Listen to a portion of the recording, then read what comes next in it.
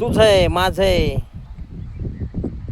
असं म्हणून भांडणं करण्यापेक्षा, तुझं माझं करण्यापेक्षा, भांडणं करण्यापेक्षा, रक्त सांडण्यापेक्षा, तेच जर रक्तदान शिबिरमध्ये दान केलंस, तुझं काय वाईट होणार आहे? सगळं चांगलंच होईल. एखाद्याचा जीव वाचल, एखाद्याचं भलंच होईल, तो तुला आशीर्वाद देईल. तुझं माझं करू नकोस, भांडणं करू नकोस. भांडणं करायचेच नाही, चांगलं राहायचं. भांडणापर्यंत भांडणं जाऊन द्यायचे नाही. जितकं होईल तितकं कमीपणा घ्यायचा. तू मोठा आहेस तर तू मोठा आहे, तुझ्या घरचा आहे बाबा. तू मोठा आहेस, मी छोटा आहे, असं म्हणून चालायचं. भांडणं, वाद, किरकिरे ह्याच्यात काही भेटत नाही.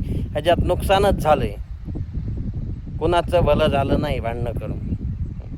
मग असं भांडणं करून जर रक्त सांडण्यापेक्षा जर रक्तदान केलं, रक्तदान श्रेष्ठ दान आहे. रक्तदान केलं तर त्या माणसाचं भलं होईल, त्याचा जीव वाचन. बस, तुमचं अनमोल रक्त वायाला घालू नका भांडणं करून. ते कुणाच्या तरी कामाला येईल, कुणाचा तरी जीव वाचल, असं काहीतरी करा.